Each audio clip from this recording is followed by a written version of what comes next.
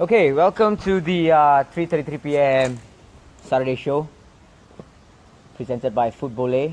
This is the podcast show where we review hot topics and such for football. And today I have with me Mr. Jayesh. Hi guys. Alright, so Jayesh is a Man U supporter and he's a very ardent fan of Man U, and he watches a lot of games and he is quite knowledgeable as well. Alright, so first of all, we'd like to wish all our Chinese viewers Happy Chinese New Year, Kong Si Fa Chai. And you have any words for them? Yeah. And enjoy the goodies. Okay, so for the rest of the viewers who are watching us, today we are going to review the Champions League results that happened over Valentine's Day. Some very fabulous presents from Liverpool and Man City to their fans. Big games, yeah. Some really big games. A lot of goals. Okay, so for the first game, we will go on to Man City and Basel. And Man City put the result way beyond doubt. I don't think Basel's going to come back from a 4-0 defeat. But do you think the result may have been different if Basel had capitalised on a few defensive errors from Otamendi and company? I mean, I don't think the result would have been very different. Perhaps, maybe they would have scored one or two, but perhaps that might have provoked City into being more angry and trying to score even more. City seemed to kind of take foot off the pedal a little bit after the third goal. They were more in control of the game. Honestly, the gulf in class is just too big. I don't see them being able to really do anything. Even getting one or two goals is just really not possible. This City team is really too good. Yeah. True. I mean, they have a big squad, they can rotate. And, they recorded their first ever clean sheet in the knockout stages in Champions League. I mean, I'm talking about ever. They have never... You mean City? Yeah, City. They have never had a clean sheet from an away game in the knockout stages. So this is the first time. So it looks like Pep Guardiola is really, doing something about it. So talking about the defense, I mean, we've seen John Stones, Otamendi, company, and now they've got Laporte. Who do you think is the best to pick? I think Laporte is the best by far. Of all these players, he is the standout defender. He's good on the ball, he's good defending, he's just all around really the best player of all these guys. Alright. I'm not sure whether he will have any problem settling in, but personally I think he's good enough that he can slot right into the team and partner with John Stones. And that would be a partnership for, maybe the next 8-10 years, actually form the bedrock of a City dynasty. Okay, so if we were to take out company from the squad, right? Captaincy, who would he go to? De Bruyne? Aguero? Alright, let's just say... That's actually quite a tough question, actually. City don't really have any standout leaders apart from company, and I think that is because company is quite ingrained into the club as one of its legends. City is trying to move forward and catch up with United, and also they need these kind of characters there. And company is one of these characters that they have brought on that will probably be kept on as a club ambassador or like a coach, or brought up to the management. Yeah, definitely. And I think his impact is not so much on the field, it's more of like being in the dressing room. Okay. And his experience of having won the league, the first City team to win the league. I think that's what company brings. But if you really want to talk about who's the best captain, I think this is a really tough decision for City, because they don't really have a standout midfield player who leads, or defensive player that really leads. I would say perhaps Fernandinho or Aguero. Okay. Fernandinho. Fernandinho sounds good to me too. Looks like a real leader. He's a bit old though. They're kind of phasing him out slowly. Yeah, but he's a defensive mid, and defensive midfielders usually only peak when they are older and they last all the way till 38, 39. I mean, yeah. Alright, so back to De Bruyne. Is De Bruyne the best passer the EPL has ever seen? I mean, comparing to the likes of legends like David Beckham, Paul Scholes, Ryan Giggs, Lampard, Gerrard, one more, Fabregas from Arsenal. I mean, he's still doing it at Chelsea. Ozil as well. I think there are a lot of good passers in the Premier League, especially in the last 10 years with the foreign imports. There are a lot of good passers, but I would definitely say De Bruyne is one of the top 3 passers that we have ever seen in the Premier League. Up there with Scholes and... I think Scholes is probably the standout best passer. He can really pass the ball far, short, anything. You know, he's the ultimate player. But I agree. De Bruyne has a different set of skills when it comes to passing. He can make the complicated passes look really, really simple. So his signature ball, actually, if you've actually noticed, is he likes to play an early ball in. From the wing, he doesn't like to take an extra touch. He doesn't like to hold the ball too long. The moment he gets like we saw in the previous EPL game against who did they play? The last game? Yeah, last week. Who did they play last week, actually? Leicester. They win so much. Yeah, they played Leicester. They okay. played Leicester and they won 5-1. And if I'm not mistaken, the first goal where De Bruyne, I think Silva passed back to De Bruyne, and without even taking a touch, he just did a first time cross. Yes, he loves this ball. He loves this ball when they are on the break, on the counter, defenders running back, racing for position. Yep. He loves to play this dangerous ball in across the ball, fizz it across the ball, Right in front in front of the box. Yeah. So difficult to defend, and always got 3 City attackers attacking that ball. Sterling, Sane and Aguero. Fantastic. It really, I love watching that ball. Whenever he plays that ball, it's just perfect. Because he does it so well as well. Yep. He doesn't just play the ball and you know, a lot of people try it and then they miss. He actually executes it so well.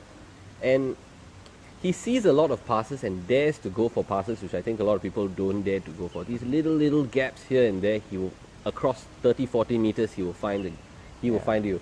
He's really good. He's quite a trickster too. I love watching him pass. To me, I would say he's the king of assists. Before he came to the Premier League already, he was racking up huge numbers of assists at Wolfsburg. And once he came over, he's just continued that in a ridiculously strong City team. So, to me, I think, he's the best passer we've had in a long time. Alright. Okay. Next game. Juve Spurs. Right, Spurs earned a tough comeback draw against Juve. And however, for the first 9 minutes, it was purely dominated by Juve. Alright, they had 2 goals scored by Higuain, and he could have bagged the hat-trick if he had scored that important penalty. So do you think if he had scored that penalty, the game would have been over? I don't know, you know, I would have liked to think that the game would have been over at 3-0, but having watched Spurs come back from 2, the way they came back and how tough they were, it just seemed, in spite of the fact that they were 2 goals down, it seemed like a certainty that Spurs would come back the way they were playing. You know, they were so good, and they just had a little bit of this steel. And you know, I think we just have to give it to them. They had a lot of balls on the day. They really knew how to fight as a team and come back. Thinking about it, it was at Turin.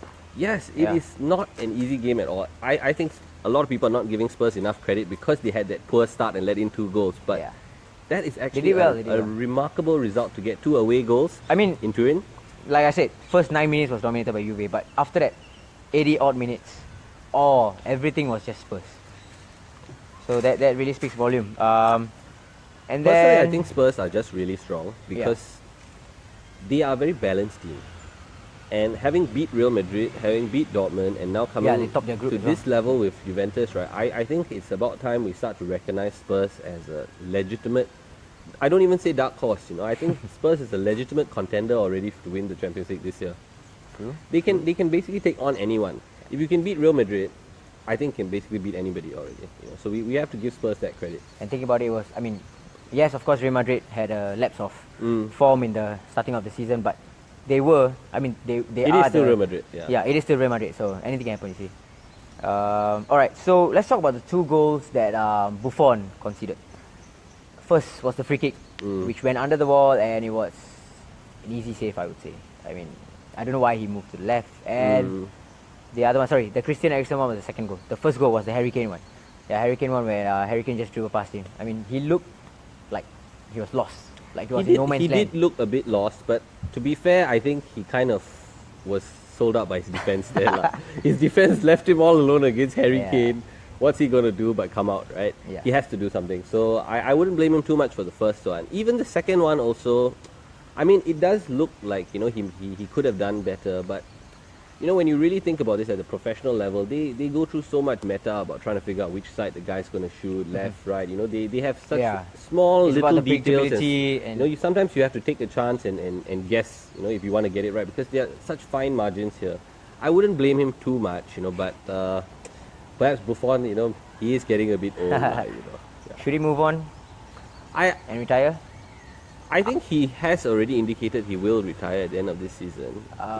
Yeah, but there are reports also coming in that he doesn't want to. He wants to carry on, and Italy also has suggested that he's going to be the keeper for the next year or so. So I definitely think he's good enough to continue. I don't think he's that bad that he needs to be ushered out or something. He's good enough, but when you play at such a high level, one or two mistakes will be examined very, very closely. Yep.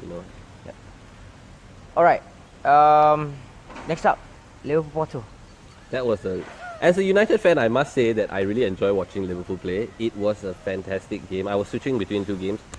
They were all over Porto. Porto had no chance whatsoever. Before the game, I thought it would actually be quite a competitive game. Maybe a 2-2, 3-3 kind of lots of goals game. Yeah. Porto were not in the game at all. They just got destroyed. I thought maybe Liverpool only win by 1 or 2 goals, but yeah, that was a Valentine's Day rape, man. Yeah. That was I'm not sure what the plan for Porto will be in the second leg like that. At Anfield. I don't know what must be going through the players' minds and the managers. But I would like to comment on the fans, the Porto fans, because after the game, when the Liverpool players all left the field and the Porto players went over to the fan section and they applauded the fans, and the fans were singing so loudly. That is what you call fans. Yes, yeah. It's really, really commendable, and hats off to them. They take their football really seriously in Portugal. They are really, really passionate people there. Okay, let's talk about the trio of Mane, Salah and Firmino. Okay, they have now scored 63 goals in all competitions in total. Frightening. One word. If you were to include Coutinho in it and make it the Fab Four, Coutinho had 12 goals, so they had 75 in total. I wouldn't include Coutinho because I don't think it makes a Fab Four. I think it actually takes away from this fabulous front three. These three play so well together. Yeah. But they need a solid three behind them. And when you try to fit Coutinho into that three, right, you lose a bit of balance in your midfield three. I mean, he can do a job there, but you're losing a little bit. Coutinho is actually a better player in a different system. He doesn't actually fit the Liverpool system the way that you want to play right now, so it's not that big a loss. Okay. I think with this front three, right, Liverpool can basically trouble any defense in Europe and can probably beat anyone if Van Dijk can defend a little bit. Yeah, we'll talk about that more later. But first, let's talk about Gerrard. Claiming that the front three, Mane, Salah and Firmino, are better than Suarez, Sturridge and Sterling. What do you think about that? Well, Suarez is good, but when you include Sturridge and Sterling inside, I think we're quite certain that our Mane and all are better. Our current front three is definitely better. Yeah. With this front three right now, all three are great players. You won't particularly have any complaints about one or say, oh, this guy, is not there, or this guy doesn't perform, this guy's injured, But you straight away you talk about Sturridge. Sturridge is injured half the time. He's got a lot of goals, but he's injured half the time, and he doesn't exactly perform in a lot of the biggest games. Yep. Sterling was a good player. He is a good player now as well, but not in the same category of performance level as the current Liverpool front three. I think this front three, they are very balanced. They can attack. They can play in all three positions. They can interchange. They can score goals. They can create a lot of pace and a lot of link-up play. Very exciting. Some stats. Well, Liverpool did not lose a single game when Suarez, Sturridge and Sterling played in the 2013-2014 partnership. But Mane, how many games did they play together though? 14. Both 14? teams. Both. Three of them together in 14. Both trios have now played 14 games. 14 games. Yes. Okay. So of course, right now we will see Mane, Salah, and Firmino play more games. Yeah. So they will go on to win more games as well. But talking about games lost, the partnership of Suarez, Sterling, and Sturridge lost only 2, while did not lose any. While Mane, Salah, and Firmino have already lost only 2. So yeah. All right. Last about Liverpool, partnership between Karius and Virgil van Dijk. I think 2 clean sheets in a row. It's a developing thing. Karius seems to have found some form. Yeah. Karius seems to have actually found some confidence, most importantly, to find some form. Van Dijk, I think, is a quality player. He's one of the best defenders in the league, clearly. If he can be the leader of that Liverpool defense and tell people where he wants them to be and give some stability and order to that Liverpool defense, I think this combination will work very well. Alright, that's good to hear. And we've got Real Madrid PSG last. The last game, the biggest game. Alright. I think that was a very big surprise for many people. Yes, You know, I guess so. many people. But I called it right. Yes, you certainly called it right. Actually, last week I probably actually said that it would be Real Madrid winning Real by Madrid 2 goals. by 2 goals. Yep. Alright, so the 6 heroes were Marcelo, Cruz, Modric, Asensio, Isco, and Ronaldo, of course. I'd add a 7th. I'd add Bale inside. I think his okay. impact was not necessarily that obvious. But once Bale came on, he started to stretch them a little bit. When they played 2 strikers up front with Ronaldo and Bale, it's a little bit difficult to mark and defend Ronaldo and Bale as the 2 strikers up front, with 5 people behind them. Okay. Yeah. So the man who turned around, Golden Boy, Asensio. Asensio was the man though, yeah. I think Asensio will be the next big guy, he will be the guy that we're going to talk about for the next few years, Yeah. Before he came on as a sub in the Real Madrid game, I was just thinking to myself that he has gone so quiet for the past few, but that's not entirely his fault. I mean, the whole Real Madrid has gone quiet. Yeah. So. He's actually a big game player, He might not play for a lot of games, but you put him on in the Champions League final after not playing, he'll score. I really have a lot of love for Asensio because I think he's one of those players that can thrill and excite. Every time he touches the ball, you really don't know what's going to happen. And I think that's kind of why we watch football, to be excited. Alright, let's talk about PSG. Neymar and co did not capitalize on their chances. They had numerous chances. To be honest, the second half was purely controlled by them. And they dominated it, but they just couldn't finish. So what do you think about the second leg? I don't think PSG are at the same level as a complete team as Real Madrid. Okay. They might have a really good attack, but experience-wise, steal-wise, how big game experience, how do you win in a difficult situation? How do you grind out a result? How do you hold on to a result? I don't think they have that. They basically resilience. play in, Right. Yeah. I mean, they play in France, and there's not much challenge there besides Monaco.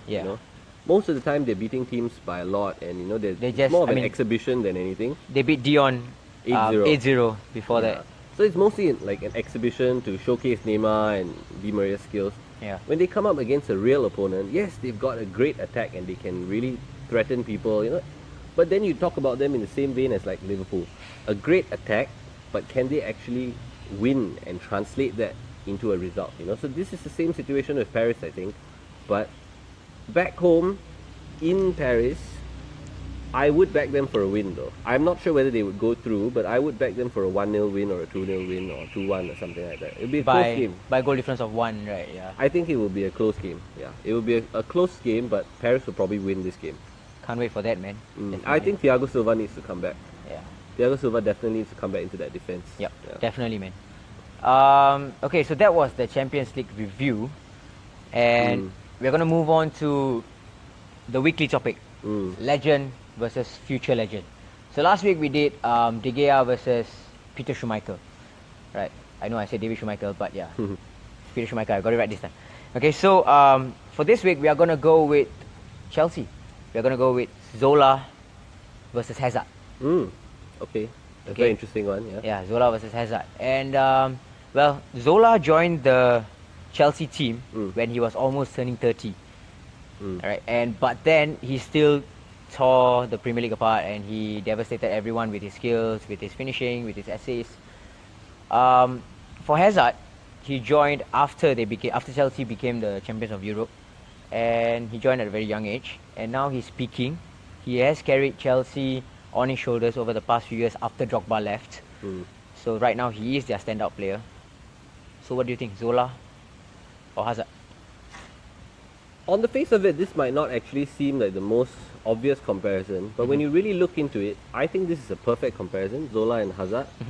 When you think of footballers who are wizards, footballing wizards, I think Hazard and Zola are both wizards, literally weaving magic on the field, and when they play, it's just magic and art weaved together. Both are fantastic players, in different generations, in different times of the Premier League, in different teams, in different Chelsea teams as well. Chelsea weren't as good as they are now, but Yeah. I find it really very difficult to actually compare them. You know, we won't actually know how good Zola could have been because he didn't play in a team as good as Hazard played. But Yeah. they are both fantastic players, and when you are a football fan and you want to watch football, most of the time what you want to see is you want to see excitement, you want to see something special, you want to see something out of the ordinary, not, you know, passing left and right for 90 minutes and, you know, trying to nick one goal. I know who exactly you're talking about, but we should not go there. That's why I'm watching Liverpool now. I mean, I'm still a United fan, but I want to be excited from time to time. I love football too much. It's so boring being a United fan sometimes. Alright, so that was the legend versus future legend. So to conclude, Who's Zola better? Hazard. Yeah. Who's better? I can't separate them, man. I really love both of them. I think they're both really wizards. I like, if you really have to probably, I'd say Hazard because I got lucky and packed him in a FIFA one year and that changed my life. So I think Hazard. Yeah. Life-changing decision, man. Life-changing pack. Opened one pack and found a Hazard. Best player I ever got. Alright, okay, now we are gonna move on to the predictions for, well, tonight we've only got FA Cup, so not really much of predictions to do, but we are gonna do predictions for the Champions League games coming up. Alright, so we've got Chelsea versus Barca first. Very interesting game. Very, very Coutinho is interesting cup tied. Coutinho is cup tied. Chelsea is home first, right? Yes, First leg. Stamford Bridge. On the face of it, another game that looks like Chelsea is going to be destroyed by Barcelona and Conte will be sacked right after. But you really don't know, you know. This Conte is, to me, Conte is a bit like Ferguson. I mean, he's not had that legacy, but if you talk about style of manager, Conte is very similar to Ferguson. He's an authoritarian manager, very fierce, very strict, always wanting more, demanding more, higher standards always. Yeah. And he plays pretty good football as well. I mean, it's a defensive-oriented manager, but he plays pretty decent football as well. I think Conte has enough about him. Sometimes he's not given enough credit, but this is the guy who came into the league and won the league in his first year against Pep, against Wenger, against Mourinho, against Klopp. Yeah, true. So we can't forget that Conte is actually a really good manager. I think he may be able to lead this Chelsea team in a knockout fixture. Anything can happen. You know, you could grind out results, tight games can happen. He can score the goal and park the bus. He is the guy for this. If any manager could do this besides Mourinho, I think it's Conte who can actually take Chelsea across from Barcelona. Yeah. Alright, so score prediction? I'm predicting 2-1 Chelsea. Alright. Scorers? Scorers, I think we will probably have Marcus Alonso Good pick. and Hazard. Hazard. How about Messi for And Barcelona? for Barcelona, I'm going to go with Paulinho to score. One of those kind of goals. Okay, like Victor Wanyama against Yeah. Spurs, that one, yeah. Something like that. Yeah. Alright, we are gonna move on to Bayern versus Besiktas. But okay, I can only see one outcome for Yes, this. I mean everyone is looking at that. I mean, Besiktas have come really good players. Anderson Talisca, really, really good player. But I can't really see, as a team, they are, again, it's like a Basel versus Man City scenario. The gulf in quality is just so big.